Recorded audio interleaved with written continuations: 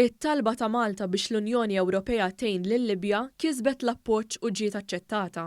Ħabbar dan il-Ministru għall-Affarijiet Barranin u Ewropej Evarist Bartolo f'messaġġ fuq Facebook fejn qal li waqt laqgħa tal-Kunsill tal-Affarijiet Barranin tal-Unjoni Ewropea ġiet aċċettata l-proposta Maltija ta' għajnuna umanitarja fil-Libja biex fost oħrajn jitrażżan it-traffikar uman. It-talba tagħna kisbet l-appoġġ ta' sħabna fl-Unjoni Ewropea u għalhekk b'sodisfazzjon ngħid li ġiet aċċettata. Fil-ġimgħat li ġejjin, il-Libja se tingħata aktar għajnuna biex teleb l-isfida komuni tal-coronavirus. Se tingħata wkoll iżjed għajnuna biex tkun tista' trażżan it-traffikar tal-bnedmin. Qal li l-għajnuna tal-Unjoni Ewropea fil-Libja tinkludi assistenza fil-Gwardja tal-Kosta Libjana sabiex tikkontrolla traffikar tal-bnedmin. Il-Ministru Bartolo qal li bħalissa hemm madwar 250,000 persuna fuq il-Kosta Libjana lesti biex jaqsmu l-Mediterran. Iżjed tard din is-sena se jsiru taħdidiet bejn l-Unjoni Ewropea u l-Unjoni Afrikana sabiex isir xogħol ħalli l-kundizzjonijiet tal-ħajja tan-nies fl-Afrika jitjiebu u dawn ifittxu futur f'pajjiżhom stess. Dak li tlabna aħna huwa biss pillola biex inaqqas u l-uġieħ tal-Libjani.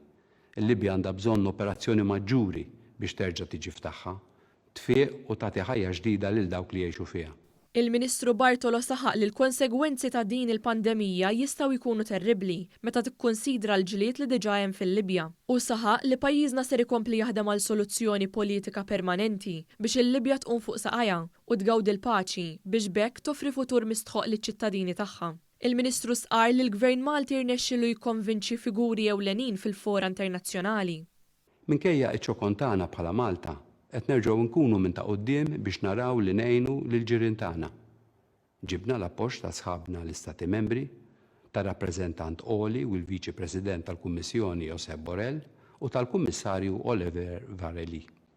Irrid fisem il-Gvern u l-Poplu Malti nirringrazzjahom tal-appoġġ biex din it-talba tagħna tintlaqa mill-ewwel. Il-Ministru tenna li f'dan ir-rigward qatt baqa' ħafna xi jsir, iżda din il-missjoni toffri t-tama għal aktar progress. U saħaq li hemm bżonn ta' sistema ġusta sabiex kulħadd jerfa' r-responsabilità u pajjiżna ma jitħallix waħdu jissieled din il-kwistjoni pertinenti. Huwa temm il-messaġġ tiegħu billi ringrazzja lill-Unjoni Ewropea iżda wissa li għad baqa' ħafna xogħol diffiċli xi jsir.